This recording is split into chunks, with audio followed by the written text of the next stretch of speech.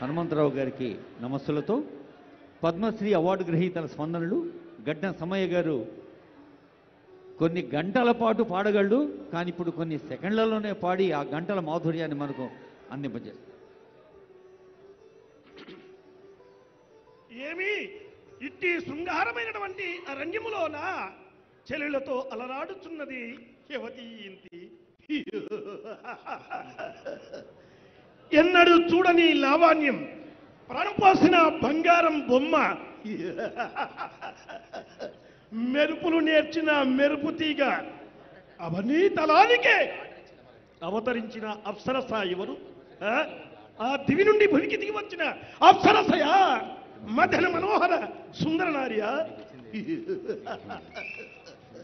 మయూరాల నర్తకివా, కోకిలకే గలమిచ్చిన కలకంటివా సుందరి. యవనమాత వ్యర్థముగా, యవనమాత వ్యర్థముగా ఎందుకు గడిపెవు మోహనాంగి, మహా జవ్వని వై ఒంటరిగా ఉండనేలా, ఆ పువ్విలి కాడు బాణమును పూనియు నిన్ను గనివేయుచుండెనా, పూల తోటలోన దవ్వున చేరుమి తరుణీ మనిరో.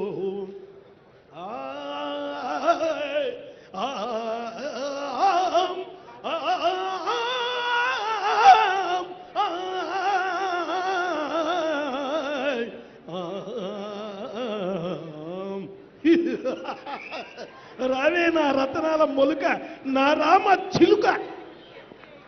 ఈనాడు నాకు ఈ పద్మశ్రీ అవార్డు రావడం, ఒక మారుమూల పల్లె ప్రాంతాలలో ఉండే హరిజనులని ఆశించి జీవితాన్ని కడుతుర్లభంగా గడుపుకునేవాడిని. మరి ఈరోజు మన బడుగు బలహీన వర్గాల ఆశాజ్యోతి, మన ప్రియతమ నాయకులు, రాష్ట్ర ముఖ్యమంత్రి వర్యుల చేత నాకు ఈ అవార్డు రావడం చాలా ఆనందంగా ఉంది.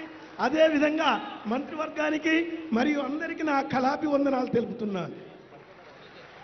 సమ్మయ్య గారికి ధన్యవాదాలతో, శిలలపై శిల్పాలు చెక్కినారు మనవాళ్ళు, సృష్టికే ఒక కొత్త అందాన్ని తెచ్చారు అన్న పాట అందరికీ తెలుసు. అలాంటి శిల్పి స్థపతి వేలు ఆనందాచారి గారి క్లుప్త సుందర సందేశం. సభకు నమస్కారం. గౌరవ ముఖ్యమంత్రి వర్యుల వారికి, సభలో ఆశీనటువంటి మంత్రులకు, ఎమ్మెల్యేల అందరికీ కూడా మొట్టమొదట వాళ్ళందరికీ కృతజ్ఞతాభివందనలు తెలియజేసుకుంటూ, ఈ యొక్క